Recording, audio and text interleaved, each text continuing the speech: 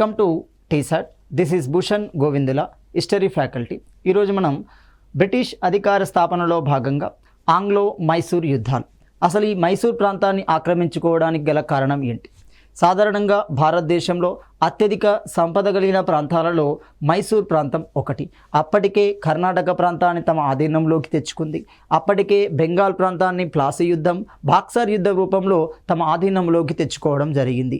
మరో ధనవంతమైన ప్రాంతం, అత్యధికంగా పన్ను వసూలు చేయడానికి అవకాశం ఉన్న ప్రాంతం ఏమవుతుంది అంటే వనరులు ఉన్న ప్రాంతం మనకిక్కడ మైసూర్ ప్రాంతం అవుతుంది. సో అలాంటి మైసూర్ ప్రాంతాన్ని ఆక్రమించుకోవడానికి యుద్ధాలు అనేవి నిర్వహిస్తుంది. మొత్తంగా ఆంగ్లో మైసూర్ యుద్ధాలు 4 నిర్వహించబడతాయి. కర్ణాటక యుద్ధాలు 3 నిర్వహించబడుతున్నాయి. ప్లాసీ యుద్ధం 1, బాక్సర్ యుద్ధం 1, ఆంగ్లో మైసూర్ యుద్ధాలు 4 నిర్వహించబడతాయి. ఆ తర్వాత మరాఠా ప్రాంతాన్ని ఆక్రమించడం కోసం 3 యుద్ధాలు నిర్వహిస్తున్నాయి. మరి ఇలాంటి ఆంగ్లో మైసూర్ యుద్ధంలో బలమైన వ్యక్తులను ఎదుర్కోవాల్సి వస్తుంది. మొత్తం భారతీయ చరిత్రలోనే భారతీయ చరిత్రలోనే మొదటిసారిగా ఆంగ్లేయులను ఓడించిన వ్యక్తి ఈ మైసూర్ పాలకుడుగా ఉంటున్నాడు. అతడే టిప్పు సుల్తాన్ యొక్క తండ్రి హైదర్ అలీ అవుతున్నాడు. హైదర్ అలీ చేత ఒక బలమైన సామ్రాజ్యం ఏర్పాటు చేయబడుతుంది. క్రమంగా కుట్రలపూరితో కుతంత్రాలతో బ్రిటిష్ వారు హైదర్ అలీని చంపివేయడం జరుగుతుంది. టిప్పు సుల్తాన్ను చంపివేయడం జరుగుతుంది. తమ సైన్య సహకార పద్ధతిని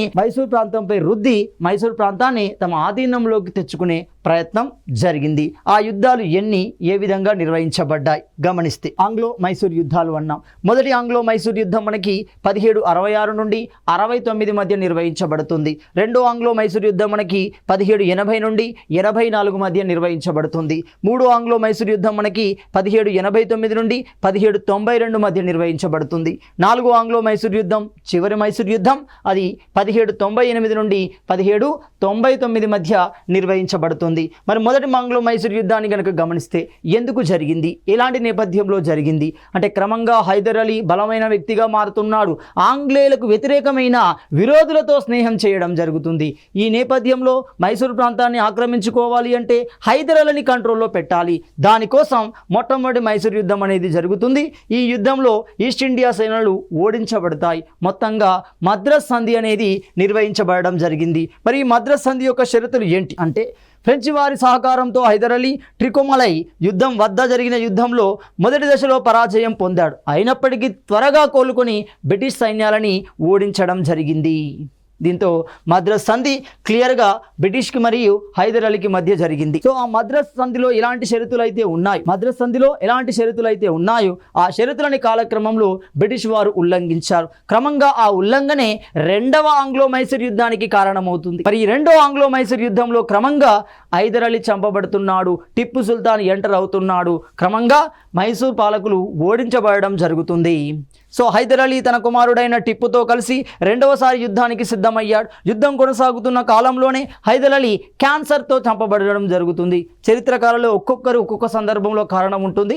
అతడికి విషంతో కూడిన ముళ్ళు అనేది శరీరంలోకి ఎక్కడం ద్వారా చంపబడినట్టుగా ఎక్కువ ఆధారాలు మనకు కనబడుతున్నాయి. మొత్తంగా హైదర్ అలీ కుట్రపూరితంగా చంపబడడం ఈ యుద్ధంలో మనకు కనబడుతుంది. దీంతో ఇక అతని యొక్క కుమారుడు టిప్పు సుల్తాన్ మైసూర్కు రాజుగా ప్రకటించబడుతున్నాడు. మొత్తంగా మంగళూరు సంధి అనేది నిర్వహించబడుతుంది. మొదటి ఆంగ్లో మైసూర్ యుద్ధం మద్రాస్ సంధి, రెండో ఆంగ్లో మైసూర్ యుద్ధం మంగళూరు సంధి జరుగుతుంది.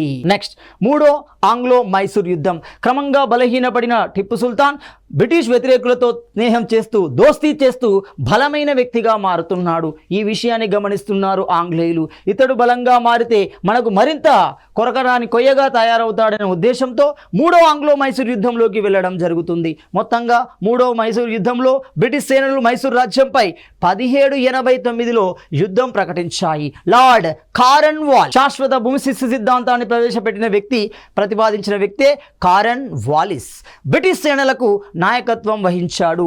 టిప్పు సేనలు పరాజయం పొందాయి. శ్రీరంగపట్టణం సంధి అనేది ఈ యుద్ధం ద్వారా జరుగుతుంది.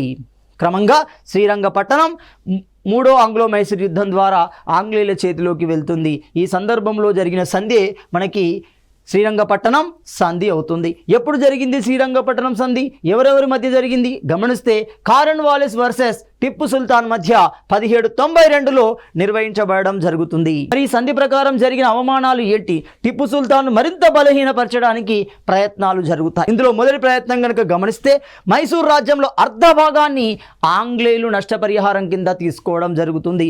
అంతేకాకుండా టిప్పు సుల్తాన్ ఆంగ్లేయులకి 3.3 కోట్ల రూపాయలని యుద్ధ నష్టపరిహారంగా చెల్లించడం జరిగింది. అంతేకాకుండా తన వారసత్వం లేకుండా చూసే ప్రయత్నం చేశారు. ఆ ప్రయత్నంలో భాగంగా తన ఇద్దరి కుమారులని జమీనుగా కంపెనీకి బదులుగా బందీలుగా ఉంచడం జరిగింది. అంటే వాళ్ళని తదుపరి రాజులుగా ప్రకటించకుండా, బలమైన రాజ్యంగా ఏర్పాటు చేయకుండా, ఇతరులతో సంధులు తెలుసుకోకుండా అతన్ని కంట్రోల్లో పెట్టడం కోసం తన కుమారులను కూడా అక్కడ జామీనుగా బందీలుగా ఉంచడానికి ఒప్పుకోవడం జరిగింది. ఆ సంధినే మనము శ్రీరంగపట్నం సంధి అంటున్నాం. ఇక్కడికి 3 సంధులు వచ్చాయి చూడండి. మద్రాస్ సంధి, మంగళూరు సంధి, శ్రీరంగపట్నం సంధి. అదేవిధంగా 4వ మైసూర్ యుద్ధం. ఆంగ్లో మైసూర్ యుద్ధంలో టిప్పు సుల్తాన్ ఓడించబడతాడు, చంపబడడం జరుగుతుంది. మైసూరు రాజ్యం కాస్త బ్రిటిష్ ఆధీనంలోకి వస్తుంది. 1798 నుండి 1799 మధ్య చివరిసారిగా టిప్పు సుల్తాన్ సైన్యం ఆంగ్ల సేనలతో తలబడింది. ఈ యుద్ధంలో టిప్పు ప్రాణాలు కోల్పోవడం జరిగింది. పూర్వపు ఒడయార్ వంశానికి చెందిన ఒకప్పుడు మైసూర్ ప్రాంతాన్ని పరిపాలించిన వంశం ఒడయార్ వంశం. ఆ ఒడయార్ వంశానికి చెందిన కృష్ణరాజ ఒడయార్ని మైసూర్ పాలకుడిగా ప్రకటించి సైన్య సహకార పద్ధతిని అతని మీద రుద్దడం జరిగింది. 1798 అన్నాం చూడండి. సైన్య సహకార పద్ధతి అప్పటికే వచ్చింది. వారన్ హేస్టింగ్ రూపంలో క్రమంగా అతడు సైన్య సహకార పద్ధతిని ఒప్పుకొని బ్రిటిష్ వారికి దోస్తీగా మారడం, బ్రిటిష్ వారి ఆధీనంలోకి వెళ్ళడం జరిగింది. ఇలా మైసూర్ ప్రాంతం భారతదేశంలోని మైసూర్ ప్రాంతం ఆంగ్లేయుల చేతిలోకి వచ్చింది. మరో ప్రాంతం మీద కన్నుబడింది. ఆ ప్రాంతమే మరాఠా ప్రాంతం అవుతుంది. ఛత్రపతి శివాజీ నేతృత్వంలో ఒక బలమైన మరాఠా రాజ్యం ఏర్పడింది. కాలక్రమంలో ఛత్రపతి శివాజీ మరణించడంతో ఆ రాజ్యం కాస్త పీష్వాల పాలనలోకి వెళ్ళిపోయింది. అంటే ఇక్కడ మరాఠా పాలనలో ప్రధానమంత్రులుగా పనిచేసిన పీష్వాలు క్రమంగా రాజ్యాధికారులుగా, రాజులుగా మారడం జరుగుతుంది. వీరి యొక్క బలహీనతను ఆధారంగా చేసుకొని మరాఠా రాజ్యాన్ని ఆక్రమించడానికి బ్రిటిష్ వారు తమదైన విధానాలను రూపొందించడం జరిగింది. ఈ విధానాలలో భాగంగానే మనకు 3 మరాఠా యుద్ధాలు అనేవి నిర్వహించబడుతున్నాయి. కర్ణాటక యుద్ధాలు 3, ప్లాసీ యుద్ధం 1, బాక్సర్ యుద్ధం 1, మైసూర్ యుద్ధాలు 4, మరాఠా యుద్ధాలు 3 అవుతున్నాయి. ఇలా మనకి మరాఠా యుద్ధాలు నిర్వహించబడుతున్నాయి. క్రీస్తకం 1707 అనగానే అత్యంత బలమైన మొఘల్ చక్రవర్తి ఔరంగజేబ్ మరణిస్తున్నాడు. దీంతో ఔరంగజేబ్ మరణించడం జరుగుతుంది. అతని తర్వాత మొఘల్ చక్రవర్తులు అసమర్థతని, బలహీనతని ఆసరాగా తీసుకొని ఈస్ట్ ఇండియా కంపెనీ మరాఠాలు తమ ప్రాబల్యాన్ని పెంచుకోవడానికి పోటీ పడ్డారు. ఎప్పుడైతే మొఘల్ సామ్రాజ్యం బలహీనపడిందో ఆ బలహీనతని చుట్టుపక్కల రాజ్యాలు అనుకూలంగా మార్చుకొని తమ స్వతంత్ర రాజ్యాలుగా ఎదగడానికి, బలమైన రాజ్యాలుగా ఎదగడానికి కావలసిన విధానాలని రూపొందించుకోవడం జరిగింది.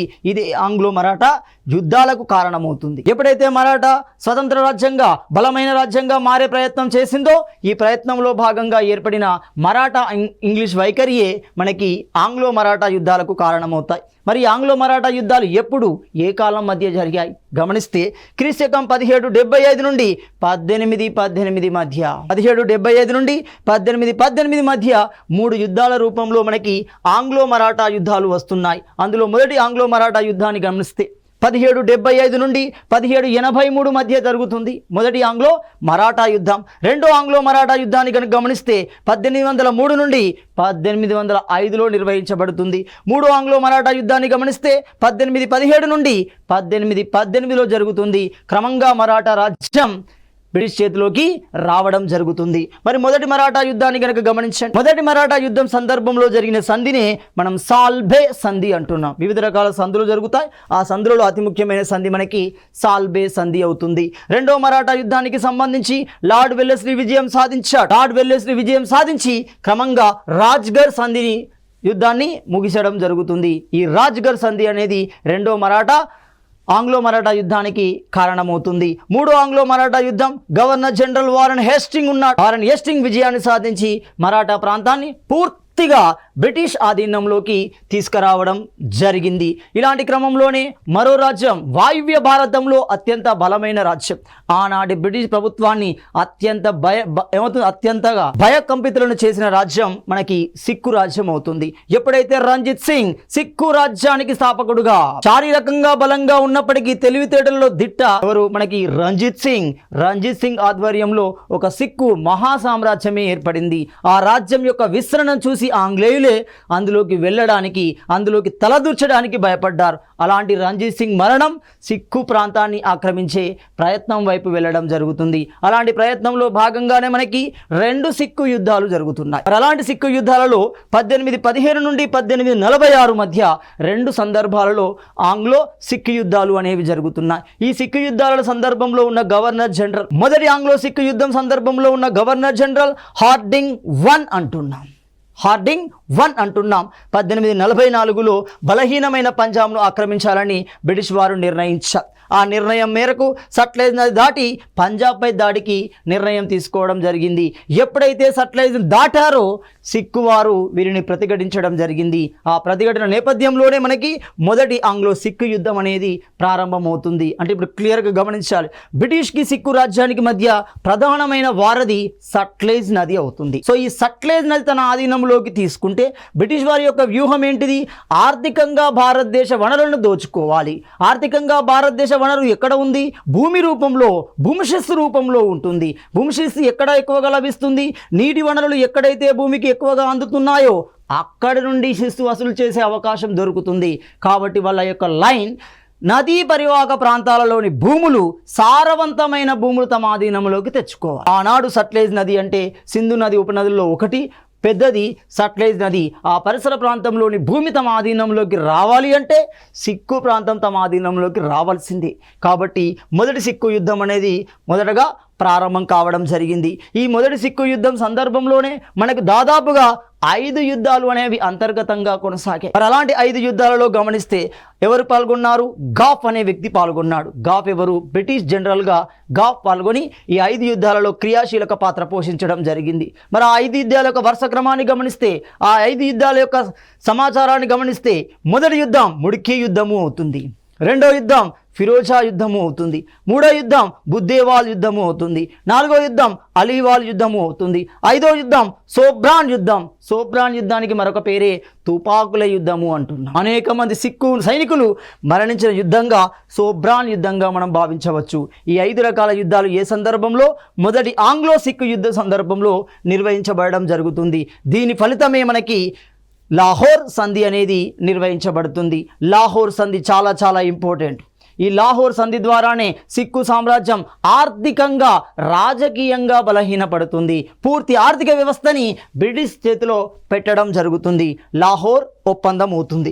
ఈ లాహోర్ ఒప్పందం ద్వారా మొదటి ఆంగ్లో సిక్కు యుద్ధం అనేది ముగిసిపోతుంది. మరి ఇలాంటి లాహోర్ ఒప్పందంలో ఏ అంశాలు ఉన్నాయి? ఎంత అవమానకరమైన అంటే, ఒకప్పుడు టిప్పు సుల్తాన్ ఎంత బలహీనపరిచారో అలాగే రంజిత్ సింగ్ను బలహీనపరచడానికి, రంజిత్ సింగ్ మరణించాడు అంటే సిక్కు రాజ్యాన్ని బలహీనపరచడానికి ఇందులో నిర్ణయాలు తీసుకోబడ్డాయి. మొదటి నిర్ణయం గమనిస్తే కోహినూర్ వజ్రం బ్రిటిష్ వారికి ఇవ్వబడింది. అత్యంత విలువైనది, అత్యంత చాకచక్యమైన ఈ కోహినూర్ వజ్రం బ్రిటిష్ రాణి చేతిలోకి వెళ్ళిపోయింది.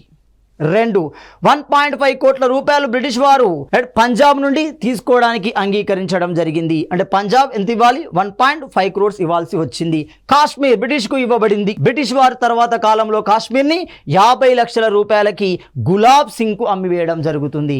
ఇక్కడ గమనించాలి, కాశ్మీర్ భారతదేశంలో విలీనమైన సందర్భంలో గులాబ్ సింగ్, రాజా హరి సింగ్లు కనబడతారు. గమనించండి. క్రమంగా ఈ గులాబ్ సింగ్ రేగులోకి ఏ విధంగా వెళ్ళింది అంటే, బ్రిటిష్ నుండి అతను కొనుక్కున్నాడు. 50 లక్షల రూపాయలకు కొనుక్కోవడం జరిగింది. ఒరిజినల్గా కాశ్మీర్ ఎవరి చేతిలో ఉండే? సిక్కుల చేతిలో ఉండే.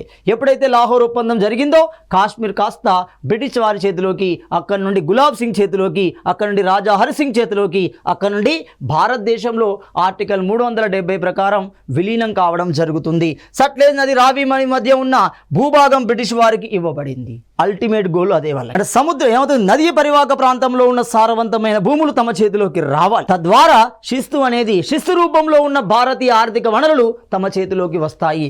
కాబట్టి సట్లెజ్, రావి నది మధ్య ఉన్న సారవంతమైన భూములు, ఆ భూములపై ఉన్న దివానీ హక్కులు బ్రిటిష్ చేతిలోకి వచ్చాయి. అదే లాహోర్ ఒప్పందంలోని అంశాలు అవుతున్నాయి. నెక్స్ట్ బైరోవల్ ఒప్పందము అంటున్నాం. ఏంటి ఈ బైరోవల్ ఒప్పందం? ఈ ఒప్పందం ప్రకారం పంజాబ్ను పాలించుటకు 8 మంది సభ్యులతో కూడిన ఒక కౌన్సిల్ ఆఫ్ రెజెన్సీ ఏర్పడుతుంది.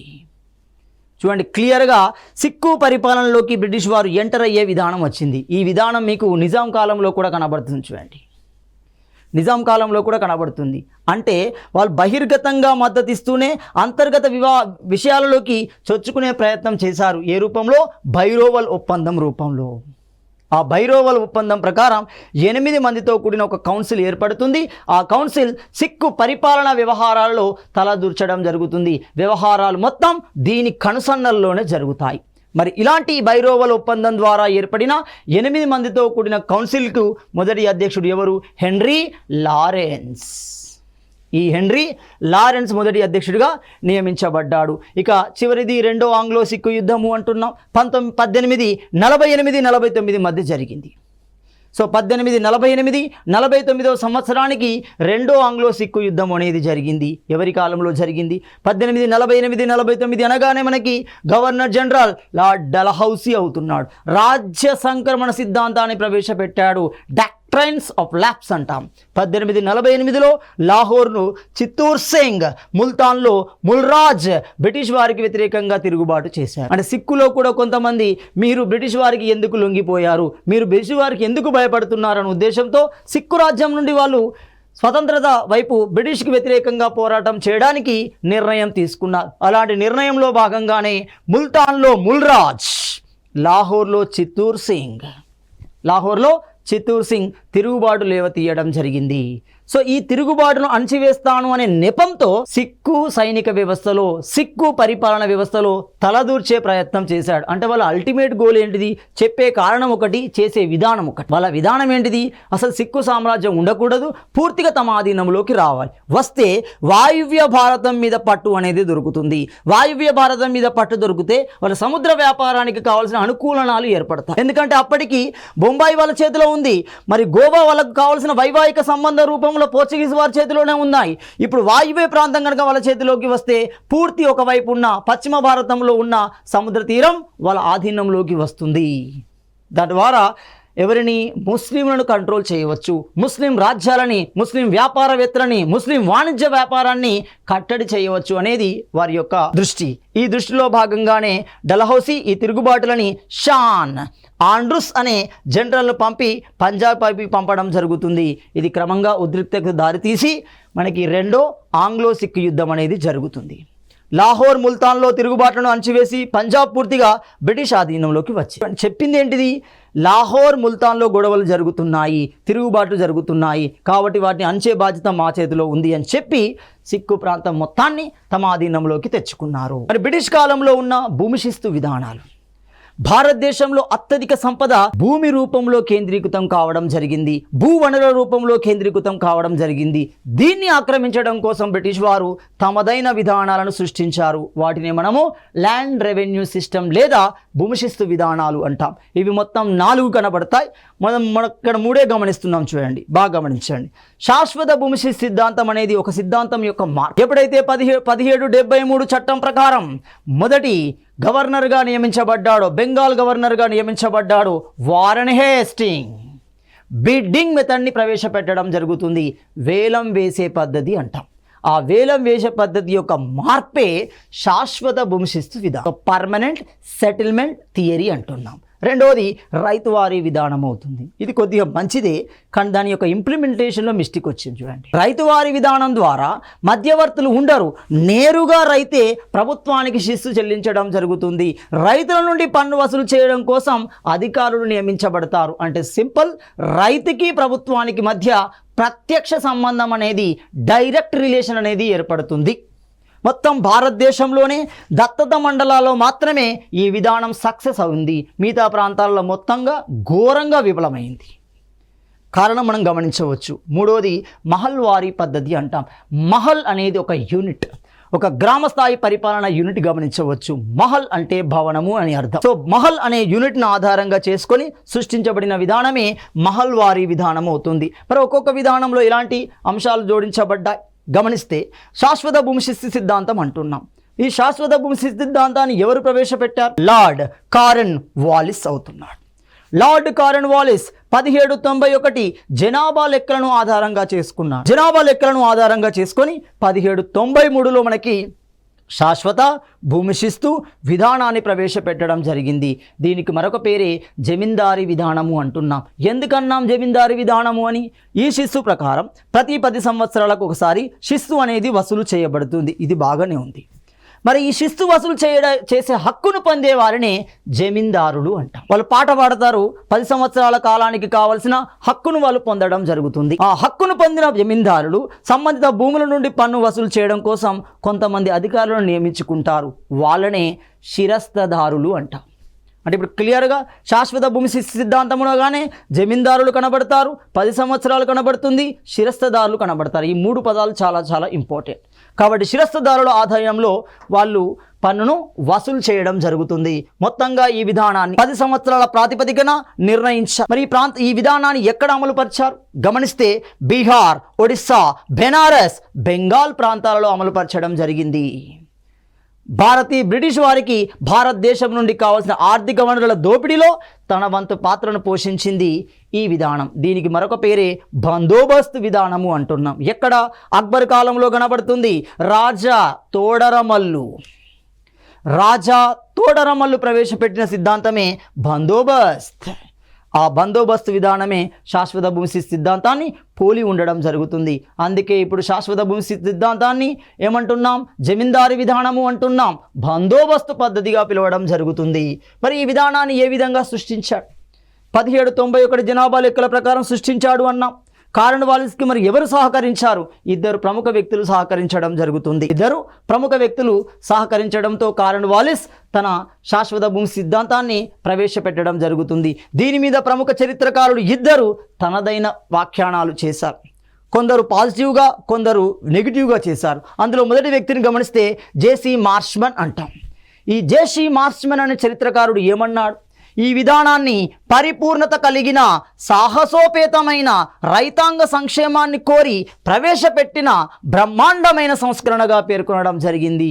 అంటే వీడు బ్రిటిష్ వారికి అనుకూలమైన నిర్ణయం తీసుకునేవి. అంటే కారన్ వాలిస్ని పొగిడాడు. రెండో వ్యక్తి ఏమన్నాడు? టిఆర్ ఈఓల్ అన్నాం. హోల్మెన్. ఈ హోల్మెన్ అనే చరిత్రకారుడు ఏమన్నాడు? ఇది గొప్ప తప్పిదంగా, లోపభూయిష్టంగా ఉంది, రైతాంగ పాలిట శాపంగా ఉంది అని విమర్శించడం జరిగింది. ఇది ఎందుకంటే శాశ్వత భూమి సిద్ధాంతంలో ప్రతి 10 సంవత్సరాలకు ఒకసారి శిస్తు నిర్ణయించారు. ఇది బాగానే ఉంది. ఈ 10 సంవత్సరాల ప్రాతిపదికన వాళ్ళు వేలం పాట ద్వారా హక్కును పొందారు. అది బాగానే ఉంది. కానీ వసూలు చేసేటప్పుడు శిస్తు అనేది నిర్ణయించబడలేదు. ఎంత వసూలు చేయాలనేది నిర్ణయించబడలేదు. కాబట్టి బ్రిటిష్ వారి నుండి 10 రూపాయలకు ఉన్న జమీందారు రైతుల నుండి 100 రూపాయలు వసూలు చేసుకున్నాడు. చూడండి. కానీ బ్రిటిష్ వారు కట్టింది ఎంత? 10 రూపాయలే. ఇక్కడ లాభం ఎంత? 90 రూపాయలు. ఈ 90 రూపాయలు ఎవరి? రైతువి. కాబట్టి రైతు నుండి జమీందారీ వ్యతిరేక తిరుగుబాట్లు వచ్చాయి. 2, ఒకవేళ ప్రకృతి వైపరీత్యాలు వచ్చినా ఏమవుతుంది? జమీందారులు ఎలాంటి శిస్తు మాఫీ చేయలేదు. అలాంటి విషయాలు అందులో పొందుపరచలేదు. ప్రభుత్వం చేతులు దులుపుకుంటుంది. 10 సంవత్సరాలకు ఒకసారిగా 10 సంవత్సరాల వైపు 10 సంవత్సరాల కాలం అయిపోయే వరకు ఆ సైడ్ చూడదు. కాబట్టి జమీందారులు ఇష్టారాజ్యంగా శిస్తు వసూలు చేయడమే కాకుండా రైతులని బానిసలుగా, కూలీలుగా, వలసదారులుగా మార్చారు. తద్వారా రైతాంగ తిరుగుబాటులు అనేవి వచ్చాయి. కాబట్టి ఈ స్టేట్మెంట్ కరెక్ట్ అవుతుంది. హోల్మెన్ స్టేట్మెంట్ కరెక్ట్ అవుతుంది. కానీ ఫస్ట్ స్టేట్మెంట్ ఎగ్జాక్ట్లీ ఆపోజిట్. అది దానివల్ల ఎలాంటి ప్రయోజనం రాలేదు. రైతాంగం విధ్వంసమైంది. రైతాంగ ఉద్యమాలు భవిష్యత్తులో రావడానికి ఇది ప్రధాన కారణంగా కనబడుతుంది. చూడండి. రెండోది గమనిస్తే రైతువారీ విధానము అంటున్నాం. ఏంటి రైతువారీ విధానం? అప్పటికే సేలం, తమిళనాడులోని సేలం కేంద్రంగా అలెగ్జాండర్ రీడ్ II అంటాం. అతన్ని సింపుల్గా రెండవ అలెగ్జాండర్ రీడ్ అంటాం. సేలం అనే ప్రదేశంలో ప్రవేశపెట్టాడు. అది అంతగా సక్సెస్ కాలేదు. కానీ దాన్ని కూలంకషంగా పరిశీలించిన దత్తత మండలాల కలెక్టర్ థామస్ మన్రో దత్తత మండలాల కలెక్టర్ అంటున్నాం. దత్తత మండలాలు అంటే ఈనాటి కర్నూలు, కడప, అనంతపురం, బళ్ళారి ప్రాంతాలను మనము దత్తత మండలాలు, అడాప్టివ్ డిస్ట్రిక్ట్స్ అంటాం. వీటిని మనం ఏమన్నాం, రాయలసీమగా మార్చడం జరుగుతుంది. క్లియర్గా గమనిస్తే అలాంటి దత్తత మండలాలకి కలెక్టర్గా నియమించబడిన థామస్ మన్రో 1820-25 మధ్య రైతువారీ విధానాన్ని సృష్టించారు. ఇది ఒక వంతుకు కరెక్టే. రైతులకు నేరుగా ప్రభుత్వంతో ప్రత్యక్ష సంబంధాన్ని ఏర్పాటు చేశాడు. మధ్యవర్తుల ద్వారా మోసాన్ని అరకట్టడం జరిగింది. జమీందారు పద్ధతిలో మధ్యవర్తి జమీందారు ఉన్నాడు, ఇక్కడ ఎవరు ఉండరు. ప్రభుత్వ అధికారులే ప్రజల నుండి పన్ను వసూలు చేయడం జరిగింది. మంచిదే, కానీ ఇందులో లోపం ప్రధానంగా కనబడుతుంది. ఏంటి? ప్రకృతి వైపరీత్యాలు వచ్చినప్పుడు ఎలాంటి మాఫీ ఉండకపోవడం. శిస్తు అనేది సాధారణ శిస్తుతో పోల్చుకుంటే ఎక్కువగా ఉండడం. ఇలాంటి నేపథ్యంలో కూడా ఇక్కడ చెల్లాచెదురు తిరుగుబాట్లు జరిగాయి. మొత్తం భారతదేశంలోనే దత్తత మండలాలలో ఈ విధానం సక్సెస్ను సాధించింది. మిగిలిన చోట్లలో సగం సక్సెస్ అంటే పార్షివల్ సక్సెస్ అనేది సాధించబడుతుంది. దానికి కారణం ఎవరు అంటే కలెక్టర్గా వచ్చిన థామస్ మన్రో అవుతున్నాడు. మరి దీనివల్ల వచ్చిన ప్రయోజనం ఏంటి అంటే ఫస్ట్ టైం భూమి మీద రైతుకు హక్కును కల్పించారు. అంటే పన్ను కట్టినంత కాలం ఆ రైతు ఆ భూమికి యజమానిగా ఉండడం జరుగుతుంది. ఒకవేళ పన్ను కట్టకపోతే ఆ భూమి అతని చేతి నుండి చేదాటిపోతుంది. అదే నేటి పట్టా విధానానికి కారణమైంది. సో దీనివల్ల ప్రయోజనం ఉంది, కాబట్టి ప్రయోజనంతో పాటుగా లోపాలు కూడా మనకు కనబడుతున్నాయి. మహల్ వారీ విధానము అంటున్నాం. మహల్ అంటే ఏంటి? ఒక యూనిట్ అంటాం. ఏంటి ఆ యూనిట్? మహల్ అనగా గ్రామసభ లేదా ఎస్టేట్ లేదా సంస్థానము అంటున్నాం. ఈ మూడు పదాలు ఒకటి. మరి 1833 సంవత్సరంలో మెకంజీ ఈ విధానాన్ని ప్రవేశపెట్టడం జరిగింది. ముఖ్యంగా వాయువ్య భారతంలో ప్రవేశపెట్టారు. ఎక్కడ? వాయువ్య భారతం, ఢిల్లీ, ఆగ్రా, పశ్చిమ ఉత్తరప్రదేశ్, అయోధ్య, పంజాబ్, గంగా నది లోయల్లో ఈ విధానాన్ని అమలుపరచడం జరిగింది. సో ఆ విధానాన్ని ప్రవేశపెట్టింది ఎవరు అంటే మెకంజీ. దీని ప్రకారం ఎంత పన్ను వసూలు చేయబడుతుంది? 2/3 వసూలు చేయబడుతుంది. ఆ వసూలు చేసే యూనిటే మహల్ అవుతుంది. ఆ మహల్ ఆధ్వర్యంలో పన్ను వసూలు చేయబడి బ్రిటిష్ అధికారులకి పంపిణీ చేయబడడం జరుగుతుంది. ఇలాంటి భూమి శిస్తు విధానాల ద్వారా బ్రిటిష్ వారు భారతదేశంలో ఆర్థికంగా ఉన్న భూవనరులని దోచుకోవడం జరిగింది.